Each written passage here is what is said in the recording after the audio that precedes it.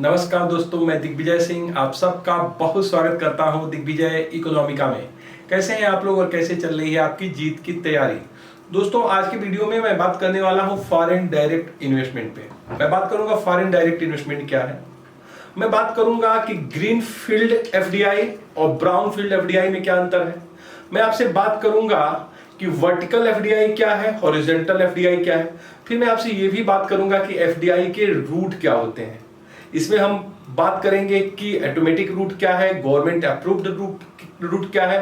तो दोस्तों, ये वीडियो एफडीआई को समझने के लिए बहुत इंपॉर्टेंट वीडियो है और फॉरेन कैपिटल का जो हमारा लेक्चर है उसका ये दूसरा पार्ट है। तो पूरे शिद्दत से, पूरे तन्मयता से पूरे वीडियो को बिल्कुल लास्ट तक देखिए। दिग्विजय इकोनॉमिका को अगर आपने सब्सक्राइब नहीं किया तो दिग्विजय इकोनॉमिका को सब्सक्राइब करिए, ताकि इकोनॉमिक रिलेटेड सबसे ऑथेंटिक और बेहतर मटेरियल और वीडियो आपको मिल सके। इकोनॉमिक्स का मतलब दिग्विजय इकोनॉमिका। दोस्तों, आइए हम बात करें कि एक्चुअली एफडीआई का बेसिक कॉन्सेप्ट क्या है।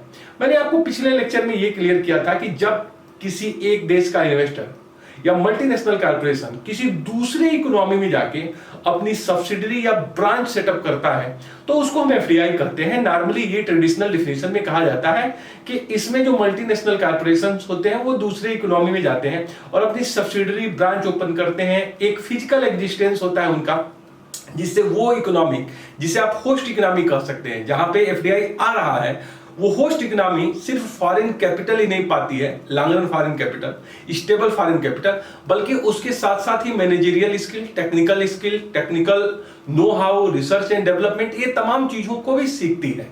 कहीं ना कहीं इससे जो है होस्ट कंट्री और एक फॉरेन इन्वेस्टर के बीच एक तरीके का एक बेहतर जो है इंटरेस्ट डेवलप हो जाता है। दोनों के बीच एक इंपॉर्टेंट लिंक स्टेब्लिश होता है, ताकि जिससे दोनों के हित प्रभावित होते हैं और ये लॉन्ग रन की कैपिटल मानी जाती है। दोस्तों, यहां जो है इस चीज को हम आगे बढ़ाते हुए और भी क्रिस्टल क्लियर करना चाहेंगे इस डायग्राम के माध्यम से। देखिए, ये है होम कंट्री और दूसरा है होस्ट कंट्री। यहां पे ये आप समझ लीजिए कि जिस इकोनॉमी का इन्वेस्टर है या मल्टीनेशनल कॉर्पोरेशन है जो किसी दूसरे इकोनॉमी में जाएगा, जिस इकोनॉमी से कंसर्न रखना है, जिसका वो रेजिडेंस है, उसको हम होम कंट्री कह रहे हैं। और ये जिस इकोनॉमी में, जिस कंट्री में जाके इन्वेस्टमेंट करेगा उसको होस्ट कंट्री कर रहे हैं। मतलब एफडीआई जिस कंट्री में आएगी उसे होस्ट, और जिस देश या जिस इकोनॉमी से आएगी उसको हम होम कर रहे हैं। अब देखिए, इसमें क्या होता है, जो होम कंट्री का रेजिडेंस है या मल्टीनेशनल कॉर्पोरेशन है या इन्वेस्टर है, वो जो होस्ट कंट्री है जिसमें वो इन्वेस्टमेंट करने जा रहा है, उसके इंटरप्राइजेस या फर्म का एक्वायर्स ओनरशिप ऑफ असेट्स, जो इनका असेट्स है उसके एक्वायर करता है ओनरशिप को, मतलब एक्वायर्स ओनरशिप ऑफ असेट्स। कुल मिला जुला के एफडीआई में जो इन्वेस्टर्स है, जो मल्टीनेशनल कॉर्पोरेशंस है, जो रेजिडेंट्स है, वो दूसरे इकोनॉमी के इंटरप्राइजेस या फर्म्स में असेट्स जो है, एसेट्स का ओनरशिप एक्वायर करता है। और उसका ऑब्जेक्टिव क्या होता है? उसका ऑब्जेक्टिव होता है प्रोडक्शन, डिस्ट्रीब्यूशन या फिर अदर एक्टिविटीज को मैनेज करना, प्रोवाइड करना।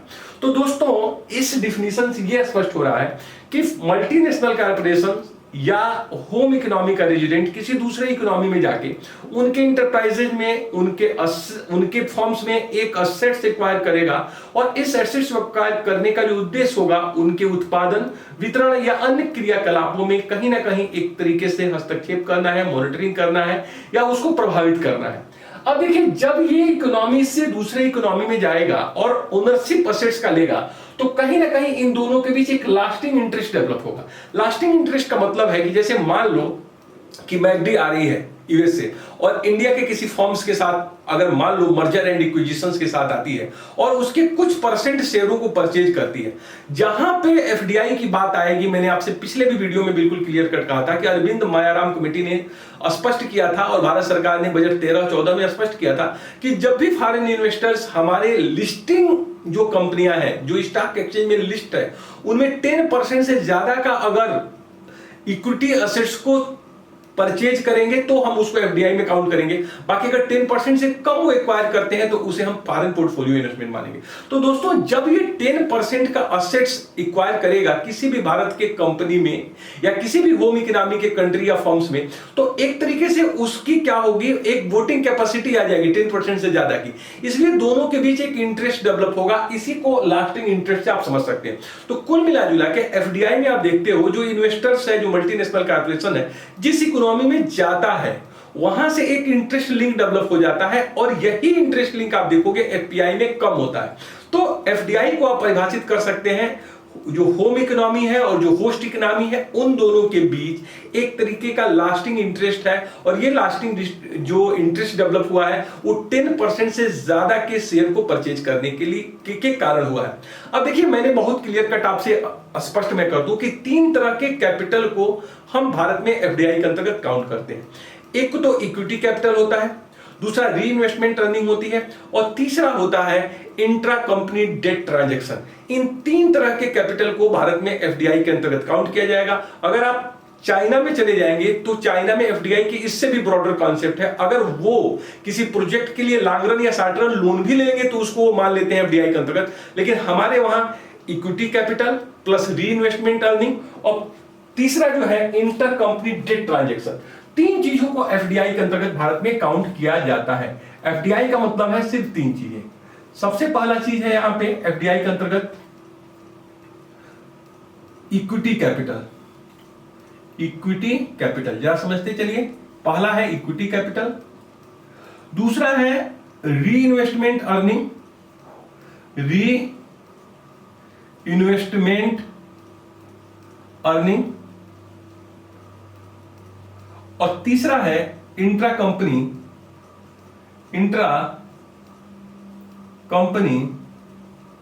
Date transaction. 3 तरह की चीजों को भारत में एफडीआई के अंतर्गत काउंट किया जाता है।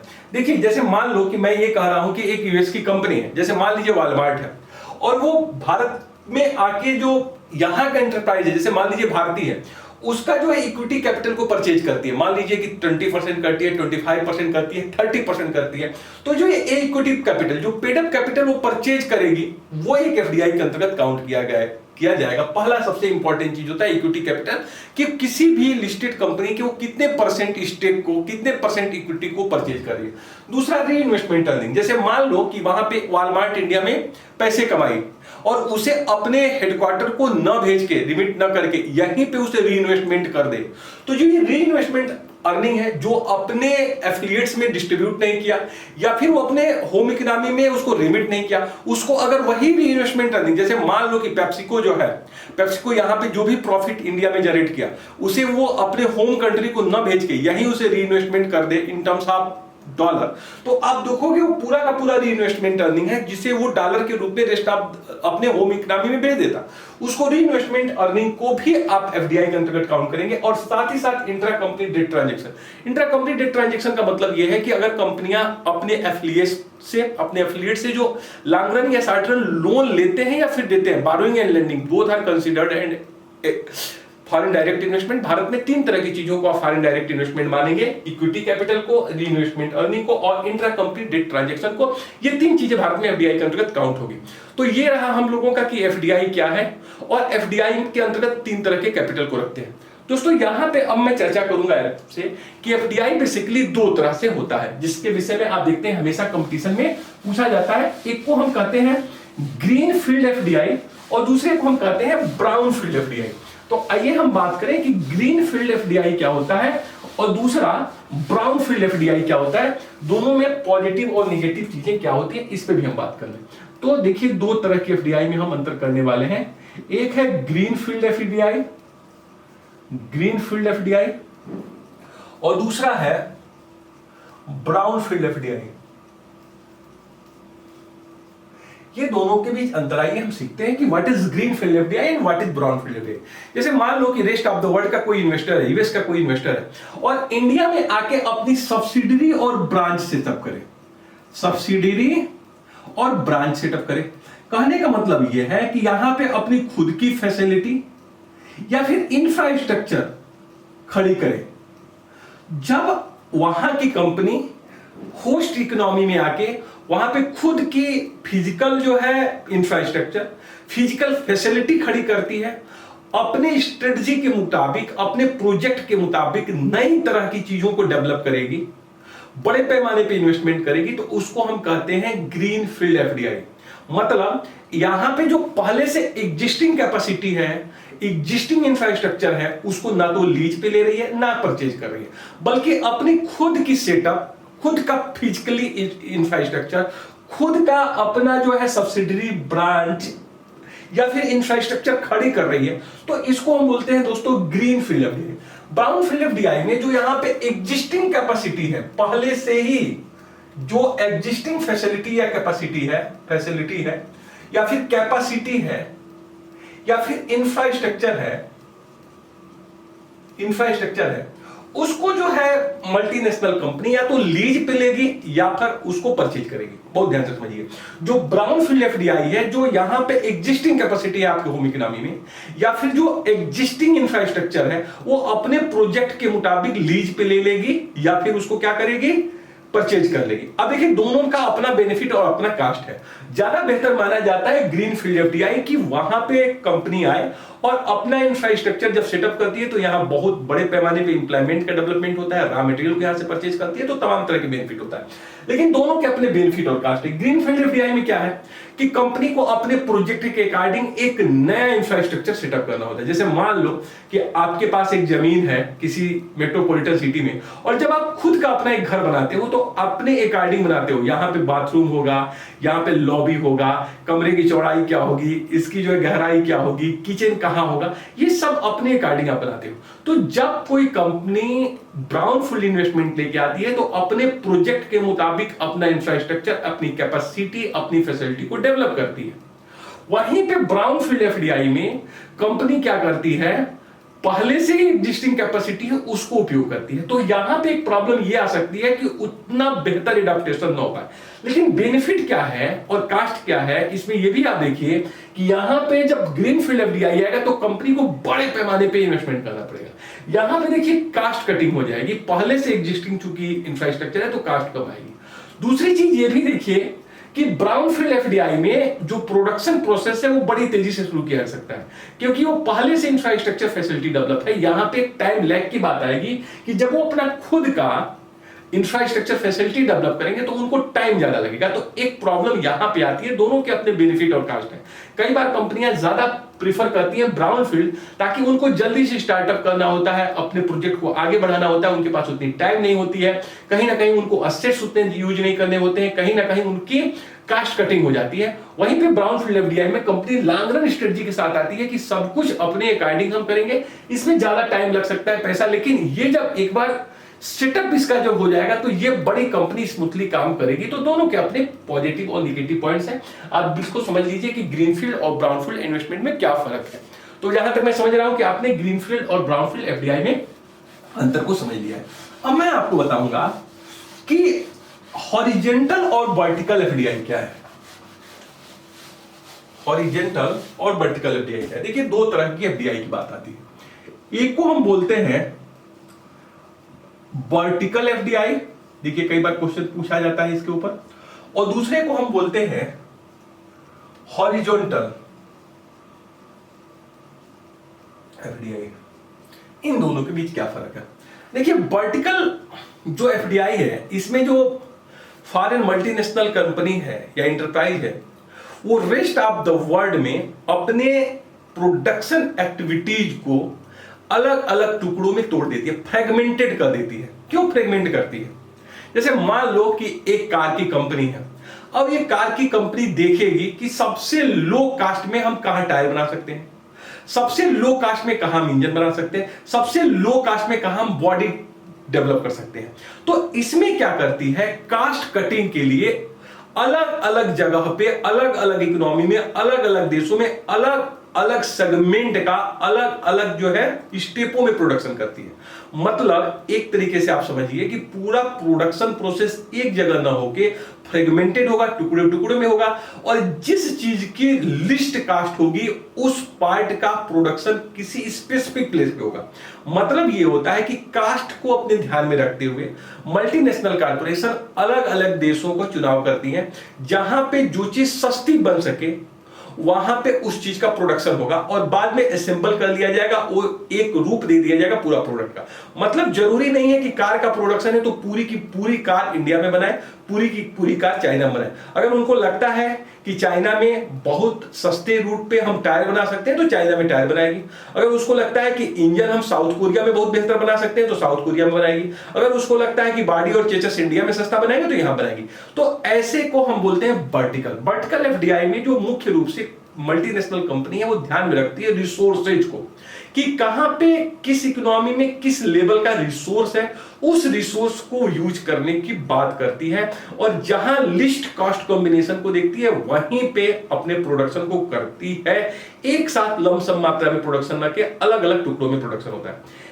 वहीं इसके विपरीत जो हॉरिजॉन्टल एफडीआई होता है उसमें एकमुश्त प्रोडक्शन होता है। अगर कंपनी कोई कार बना रही है तो जहां भी अपनी सब्सिडरी और ब्रांच ओपन करेगी तो रेस्ट ऑफ द वर्ल्ड में हर जगह वो अपने उसी सब्सिडरी उसी ब्रांच के साथ वही प्रोडक्शन करेगी जो होम इकोनॉमी में कर रही थी। It mean to say there is no difference between host economy production activities and home economy production activity. जो काम जहां पे कर रही थी वही काम अपने होस्ट इकोनॉमी में करेगी जो अपने हेडक्वार्टर पे कर रही थी। इसमें कंपनी लिस्ट कास्ट कॉम्बिनेशन पे नहीं ध्यान में रखती है, यहां पे रिसोर्स को नहीं ध्यान में रखती है, बल्कि यहां पे जो हॉरिजॉन्टल एफडीआई में है, हॉरिजॉन्टल एफडीआई में वो पॉपुलेशन को ध्यान में रखती है, पॉपुलेशन के साथ साथ उस इकोनॉमी की कितनी डिमांड है उसको ध्यान में रखती है, वहां पे उस कि मार्केट क्या है उसको ध्यान में रखती है। यहीं पे वर्टिकल आप एफडीआई में देखोगे तो कंपनी मार्केट को ध्यान में नहीं रखेगी, बल्कि यहां पर ध्यान में रखेगी कि हमारा रिसोर्स कहां कम से कम यूज हो रहा है ताकि उसको हम यूटिलाइज कर सके। तो यहां पे आप बिल्कुल समझ पा रहे होंगे कि वर्टिकल एफडीआई में पूरा जो प्रोडक्शन है किसी भी प्रोडक्ट का एक जगह ना होकर फ्रेगमेंटेड होगा, और जहां जिस चीज का प्रोडक्शन सस्ते में होगा उस देश में उस इकोनॉमी में करेंगे, और बाद में उसको जब पूरी चीज जब निर्माण करना होगा तो उसको असेंबल करेंगे, इकट्ठा करेंगे और चीजों को बना देंगे। तो दोनों के भी आपने समझ में आया कि दोनों में क्या फर्क है। अब भारत में हम बात करते हैं एफडीआई रूट की, कि भारत में एफडीआई आता कैसे है। तो भारत में देखिए दोस्तों, एफडीआई के जो रूट है वो दो तरह के रूट है, दो तरीके से एफडीआई आएगा। एफडीआई रूट,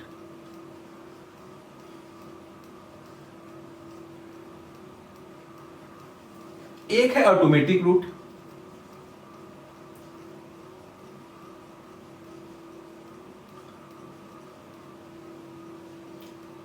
और एक है गवर्नमेंट रूट। दो तरह के रूट है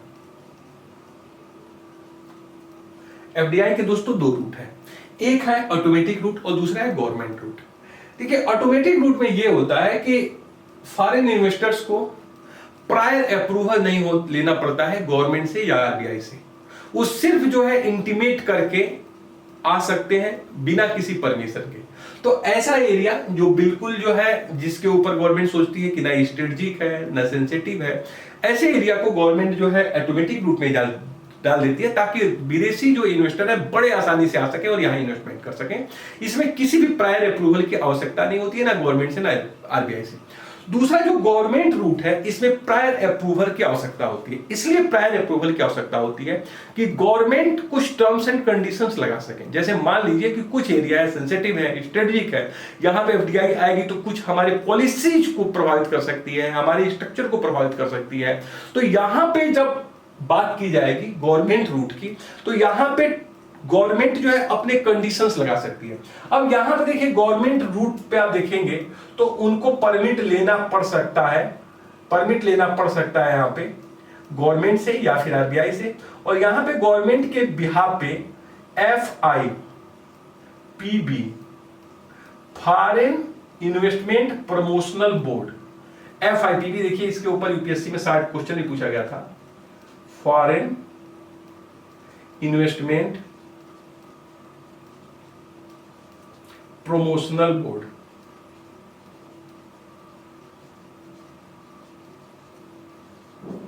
फॉरेन इन्वेस्टमेंट प्रमोशनल बोर्ड। यहाँ पे जो है फॉरेन इन्वेस्टमेंट जो है प्रमोशनल बोर्ड गवर्नमेंट के आधार पे, गवर्नमेंट के बिहाफ पे ये परमिट करता था, ये देखता था कि किस तरह से यहाँ पे एफडीआई आएगी।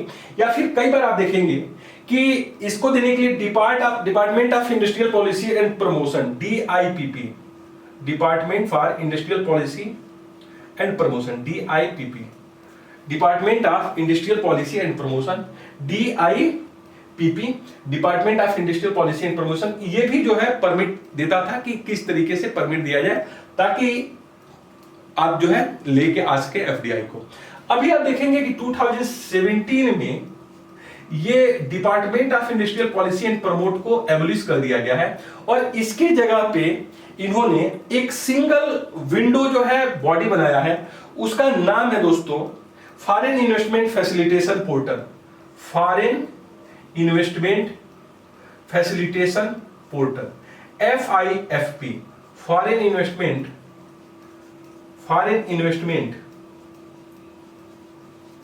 Facilitation portal. अब देखिए ये जो पोर्टल है, मैंने कहा कि FIPB foreign investment promotional board को 2017 में खत्म कर दिया गया और अब इसके जगह पे फॉरेन इन्वेस्टमेंट फैसिलिटेशन पोर्टल ले आया गया है और एक सिंगल विंडो पोर्टल है।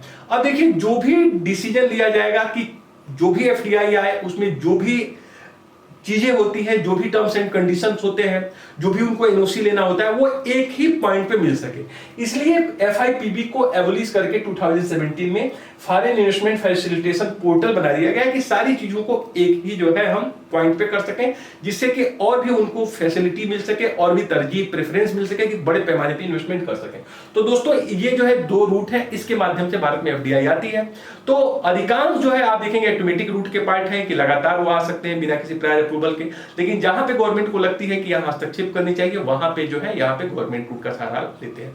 तो दोस्तों इस वीडियो में हमने सीखा कि एफडीआई क्या है, एफडीआई में किन किन कैपिटल को हम शामिल करते हैं, एफडीआई को डिफाइन कैसे करते हैं, साथ ही साथ ग्रीनफील्ड एफडीआई क्या है, ब्राउनफील्ड एफडीआई क्या है, फिर हम लोगों ने आपसे बात की हॉरिजॉन्टल वर्टिकल क्या है, वर्टिकल एफडीआई क्या है और एफडीआई की रूट की। तो दोस्तों इसके ऊपर काफी क्वेश्चन हमेशा पूछा जाता है, इसको जहां तक मैं उम्मीद करता हूं आपने बहुत अच्छे से समझ लिया है। अगर आप मेरे वीडियो को देखते हैं, फॉलो करते हैं तो सिर्फ सुनिए ही मत, इसका नोट्स जरूर बनाइए ताकि इससे ज्यादा आप बेनिफिट ले सकें। तो पूरे अपनी क्षमताओं का पूरा उपयोग करिए। देखिए समय जो है पेंडेमिक का है और हम लोग बहुत जो है एक साइकोलॉजिकल वाइब्रेशन से, टेंशन से गुजर रहे हैं, फिर भी मैं आपसे रिक्वेस्ट करूंगा कि आप अपने आप को कंसंट्रेट करें। आपका मुख्य काम है पढ़ाई, उसके ऊपर आप फोकस करें और जो होगा वो देखा जाएगा। बट अभी आप लोग अपने आप को एकाग्र करिए, इससे ये फायदा होगा कि आपका दिमागी जो एक उलझन है और तमाम डर है वो भी कम होगा और आप अपने थोड़े से लक्ष्य के और करीब आएंगे, क्योंकि जो भी चीजें हैं वो कट जरूर जाएंगी। एक खराब समय है, ये भी कट जाएगा। तो दोस्तों हंसते रहिए, मुस्कुराते रहिए और एक मेरा बात कहा हुआ जरूर मानिए, जब भी आप सुबह उठिए तो उस विधाता को, जिस शक्ति को आप पूजते हैं, उसको एक बार हाथ जोड़ के नमन करिए और कहिए हे प्रभु हमारी रक्षा करो, हमारे पूरे परिवार को रक्षा करो। Thank you so much for watching Digvijay Economica. God bless you dear friend.